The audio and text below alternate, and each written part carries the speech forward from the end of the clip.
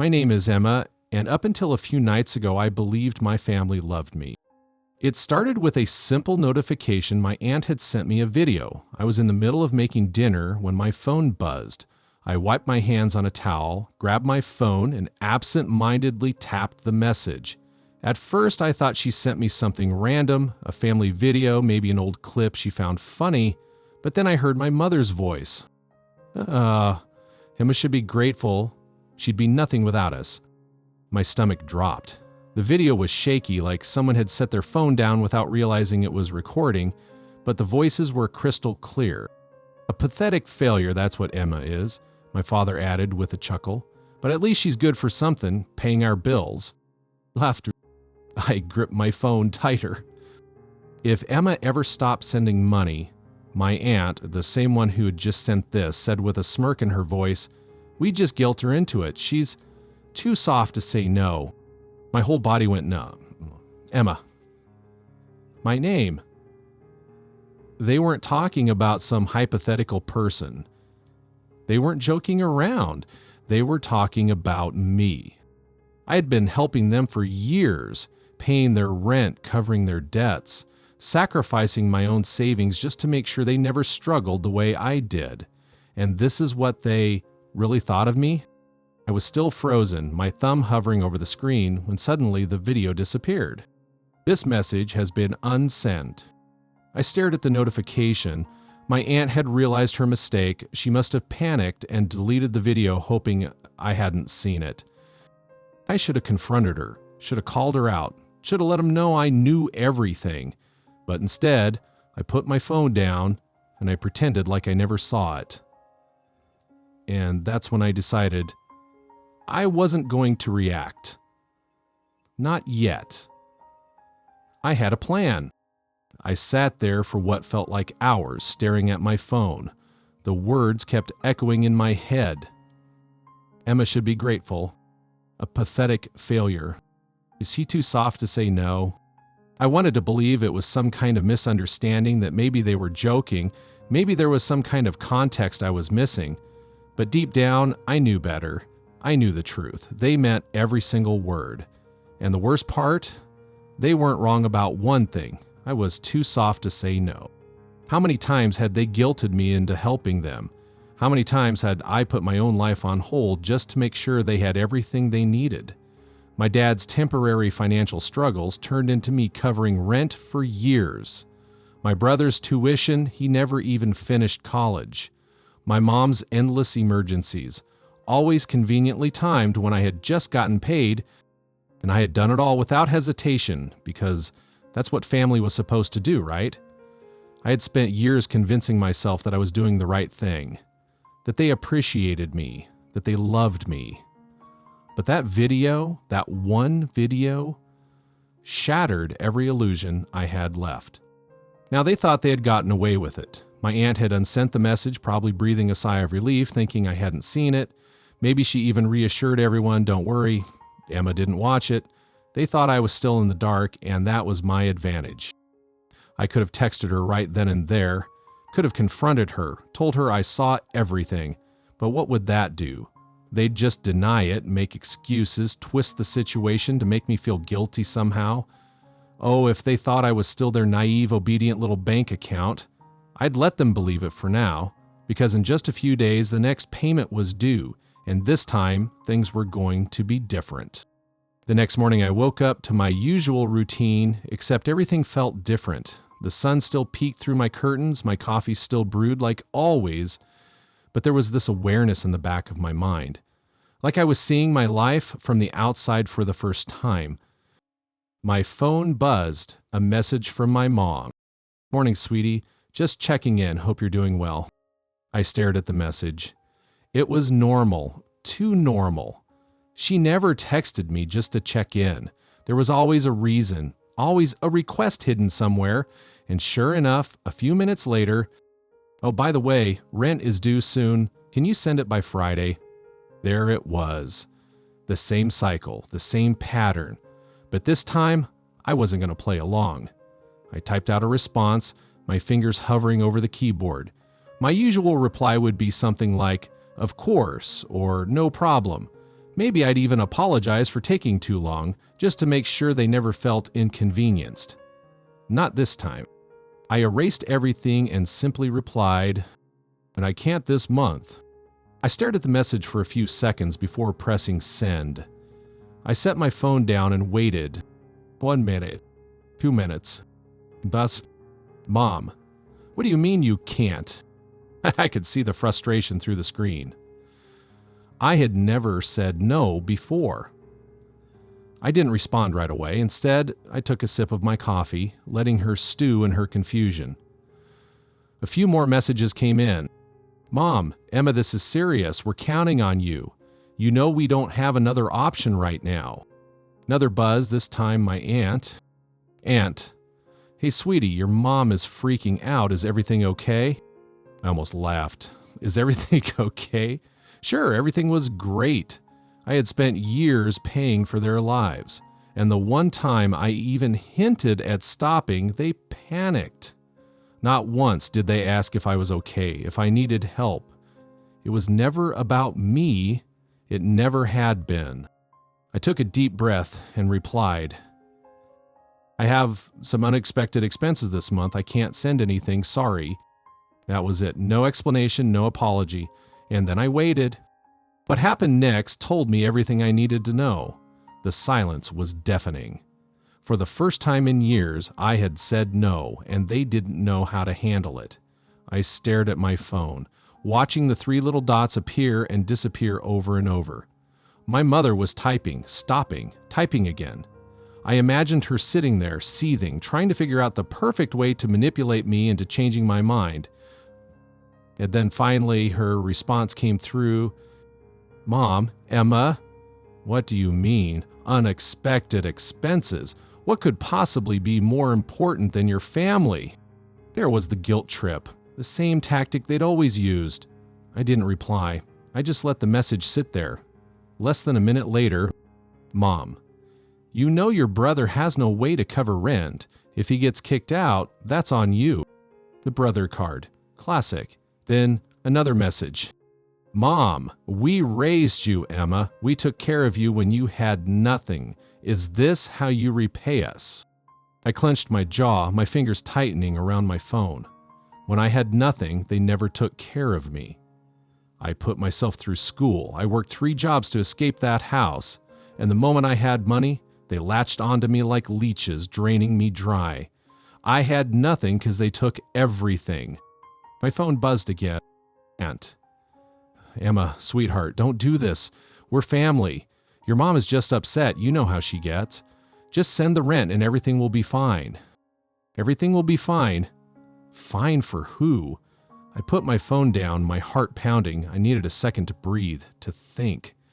I walked to the kitchen, poured myself a glass of water, and took a slow sip, staring at the clock on the wall. I could feel it. Something shifting inside me.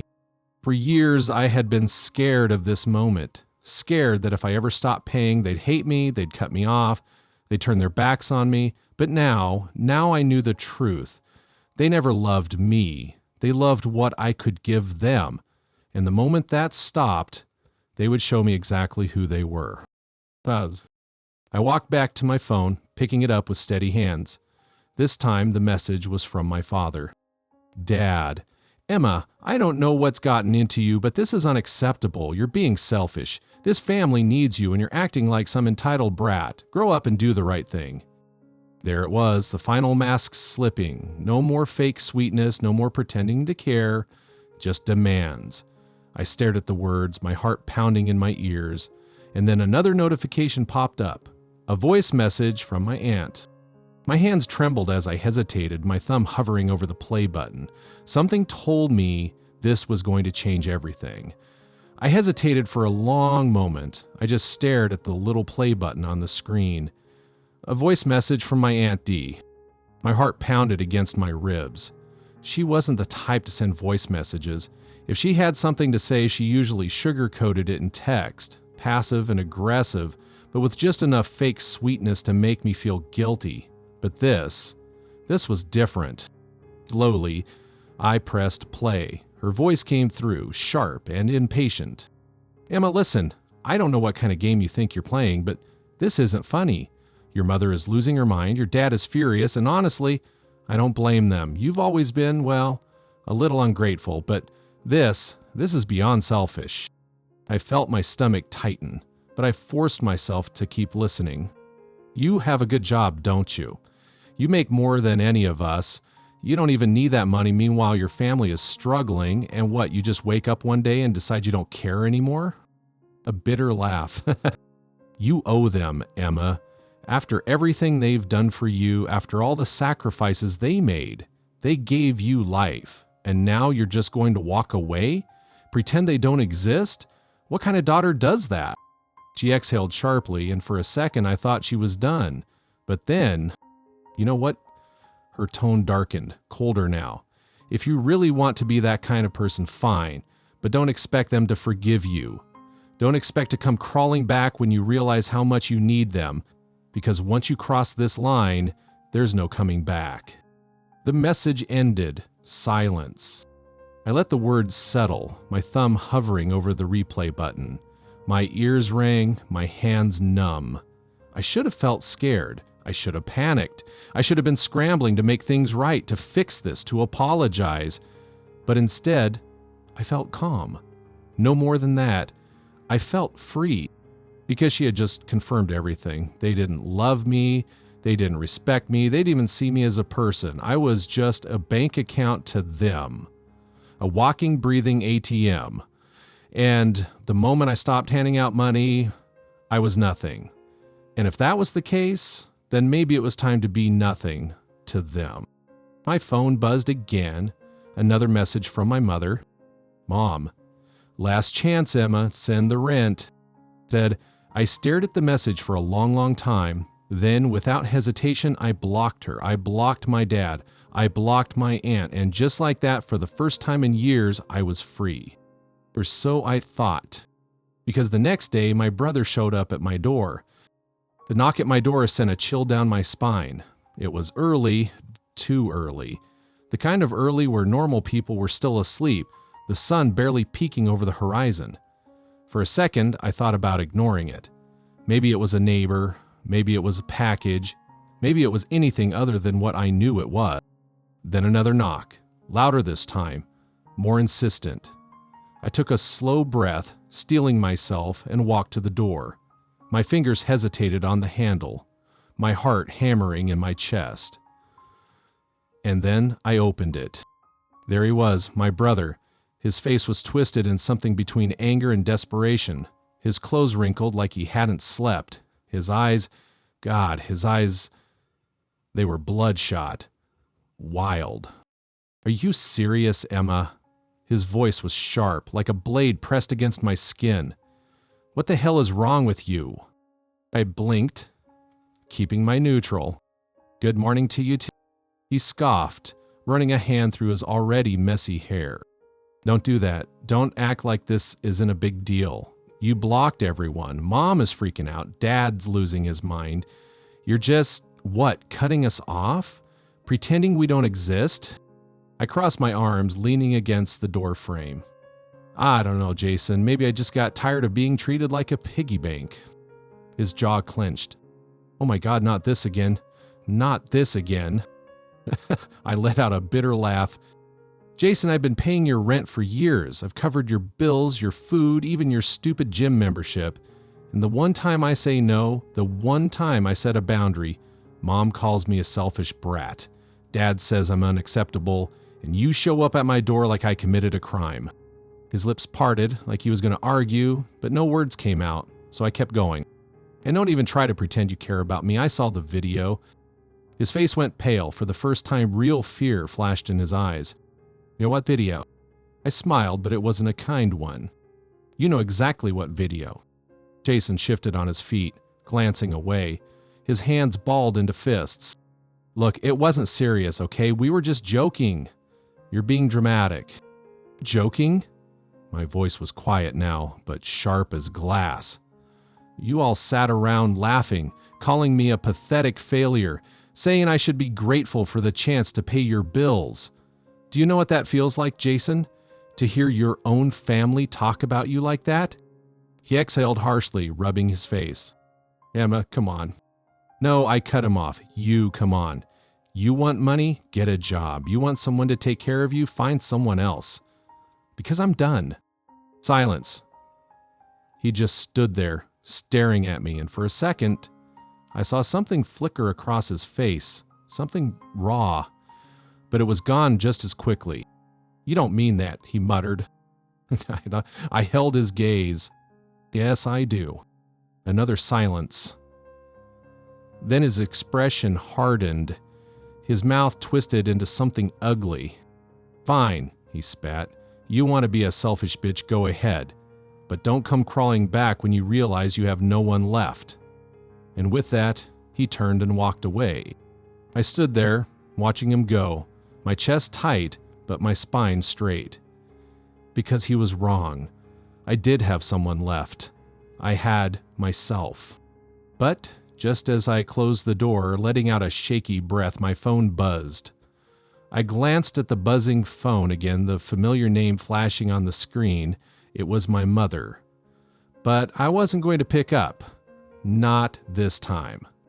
I had been at her mercy for so long, her demands, her guilt trips, the way she'd used my own sense of responsibility against me, manipulating me into giving up everything I had just to keep her from falling apart. Not anymore.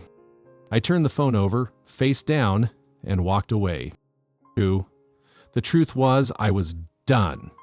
Done with being the constant source of money, the safety net that kept my family afloat when they couldn't be bothered to make their own way in the world.